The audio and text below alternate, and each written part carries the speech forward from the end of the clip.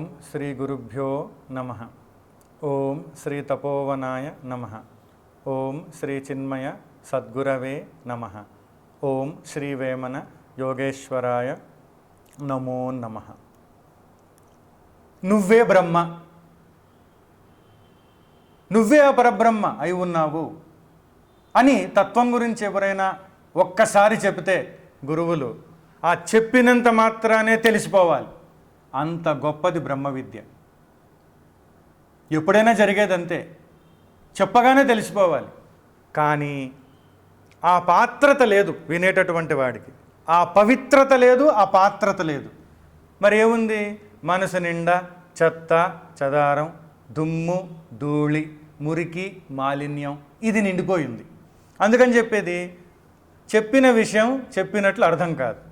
అందుకని దానికి మళ్ళీ వాచ్యార్థం ఇది, లక్ష్యార్థం అది అయినా అర్థం కాదు. అందుకని మళ్ళీ ఇంకేవేవో చెప్పి ఇంకా మళ్ళీ ఇంకేదో కథలు చెప్పి దాంట్లో అర్థాలు చెప్పి దాని నుంచి ఇంకొంచెం గట్టి శ్లోకాలు చెప్పి అక్కడి నుంచి ఇంకా జ్ఞానం ఉన్నటువంటి విషయాలు చెప్పడం నెమ్మదిగా ప్రయత్నం చేస్తూ వస్తారు.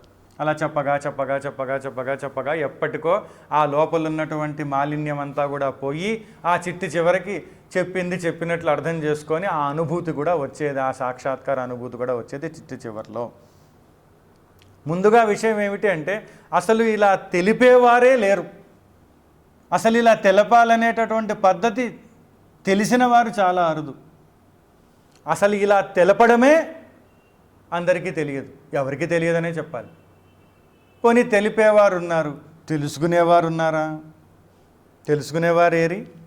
తెలుసుకోవడము అంటే మార్పు తీసుకొని వచ్చేటటువంటి వాళ్ళు, యాంత్రిక సరళిని మార్చి ఎరుకతో, చైతన్యమయమైనటువంటి ఎరుకతో మార్పులు మనస వాచ కర్మణ తీసుకొని వచ్చేటటువంటి వారే నిజంగా తెలుసుకొని ప్రయత్నం చేసేటటువంటి వారు, తెలుసుకోవాలనేటటువంటి కుతూహలం కలిగినటువంటి వారు.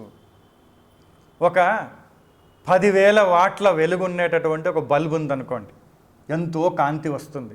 100 వాట్లు 1000 వాట్లకే కాంతి ఎక్కువ అవుతుంది. 10,000 వాట్లు ఉండే బల్బు ఉందంటే చాలా కాంతి ఉంటుంది. మరి దానిపైన ఒక పొర కప్పారు, అంత మాత్రం కాంతి తగ్గుతుంది. 2 కప్పారు, 3 కప్పారు, 56 కప్పారు. ఇంకప్పుడు ఏముంది? ఏదో ఒక 0 వాట్ బల్బులాగా కనపడుతుంది దానిపైన నుంచి. ఇంకా 2 కప్పారు, 60 చేశారు. 60 పొరలు కప్పుకుంటూ వెళ్ళారు, కవరింగుల మీద కవరింగులు. ఏమైంది? అసలు అక్కడ లైట్ ఉన్నట్టే తెలియదు ఎవడికి, లైట్ ఉన్నట్టు కూడా తెలియదు ఎవడికి.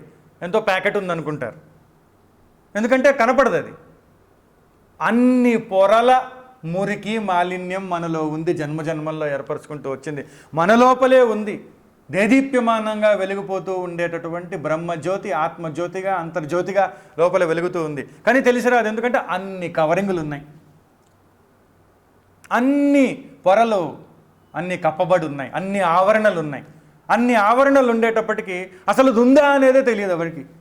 ఒక్కొక్క పొర తీస్తూ పోతే, కొంచెం సాధన చేసి కొంచెం ఒక్కొక్క పొర తీస్తూ పోతే, కొంచెం తెలుసుకుంటూ పోతే ఆ పొరను తీసేటంత యుక్తి వచ్చి ఆ పొరను తొలగించేటటువంటి సాధన చేసి ఆ తొలగిస్తూ పోతే కొంచెం లైట్ డిమ్గా కనపడుతుంది, మళ్ళీ కొంచెం బ్రైట్ అవుతుంది, ఇంకొంచెం వెలుతురు వస్తుంది, ఇంకొంచెం కాంతివంతం అవుతుంది, ఇంకొంచెం తేజస్తున్నట్టు కనపడుతుంది. అట్లా ఒక్కొక్క పొర తీస్తూ సాధన చేస్తూ వెళితే ఇంకొంచెం కాంతి, ఇంకొంచెం అనుభూతి, ఇంకొంచెం సుఖం, ఇంకొంచెం ఆనందం, ఇంకొంచెం శాంతి, ఇంకొంచెం తృప్తి, అట్లా వెలుగుతో పాటు శాంతి తృప్తి ఆనందం ఇవన్నీ వస్తూ పోతాయి. అలాగా తీస్తూ పోతే వస్తూ ఉంటే చిట్టి చివరగా ఇంకా ఆఖరికి వచ్చేటప్పటికి ఇంకా మురికంతా వెళ్ళిపోయి, మాలిన్యం అంతా వెళ్ళిపోయి ఇంకా ఏముంది? పవిత్రమైనటువంటి మనస్సు మిగిలితే ఆ పవిత్రమైనటువంటి మనస్సుకి నిజమైనటువంటి సాక్షాత్కారం లభిస్తుంది, నిజంగా తెలిసి వస్తుంది.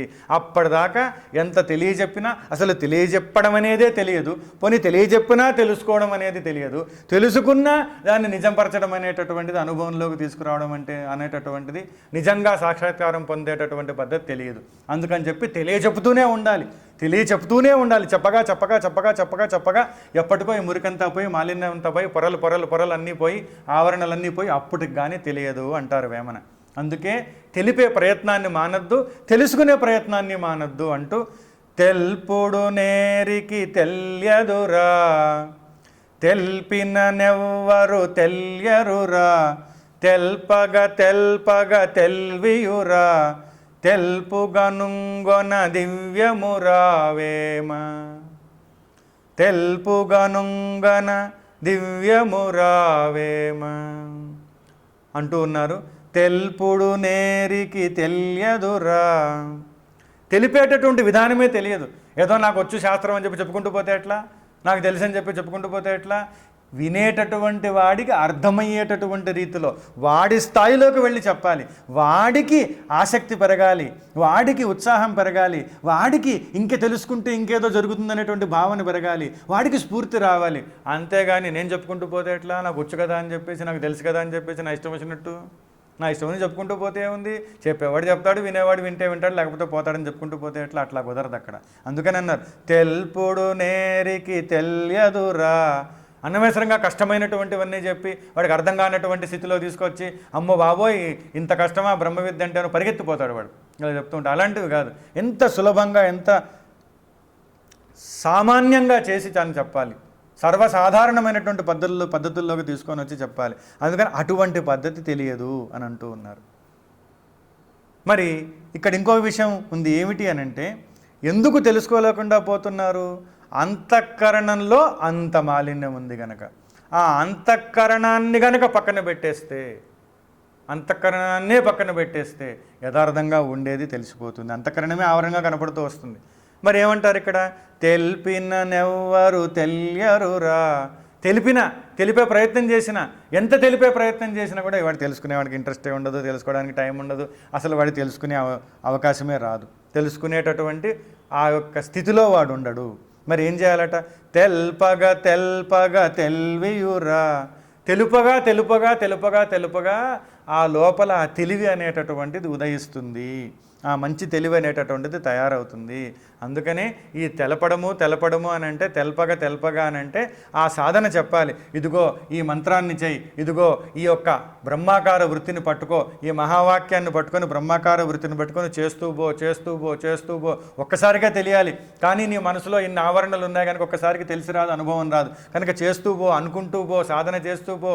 పొద్దున్న నుంచి సాయంత్రం వరకు, రాత్రి నుంచి పొద్దున్న వరకు వరుసగా చేస్తూ పోతే ఒక నాటికి ఏమవుతుంది అని అంటే, లోపల ఉండేటటువంటి అపవిత్రతంతా వెళ్ళిపోయి, ఏ అహంకారం అయితే నేను తెలుసుకోవాలి, పరబ్రహ్మ సాక్షాత్కారం పొందాలి అనేటటువంటి ఈ యొక్క భావనతో సాధన చేస్తూ ఉందో, తెలుసుకోవాలనేటటువంటి ప్రయత్నం చేస్తూ ఉందో, అలాంటి ప్రయత్నం చేసి చిట్టి చివరికి ఆ అపవిత్రతంతా తొలగిపోయి ఆ సాక్షాత్కారాన్ని పొందేటటువంటి అర్హత వచ్చి ఇక ఏ వృత్తి లేకుండా అన్ని వృత్తులు తొలగిపోయి కేవలం ఈ బ్రహ్మాకార వృత్తి మాత్రమే కదులుతూ ఉండి, అప్పుడు ఇదిగో ఆ బ్రహ్మమే నేను అనేటటువంటి ఆ బ్రహ్మ సాక్షాత్కార భావన, ఆ అవకాశం లభిస్తుంది. అదే సాక్షాత్కారవర్తి వృత్తి అంటారు. కాసేపటికి అదిగో ఆ బ్రహ్మ నేనే ఆ బ్రహ్మ అని తెలిసింది అని అనే లోపలే ఆ తెలుసుకునేటటువంటి వాడు ఆ తెలుసుకున్నటువంటి తెలియబడినటువంటి పరబ్రహ్మంలో లీనమైపోతాడు.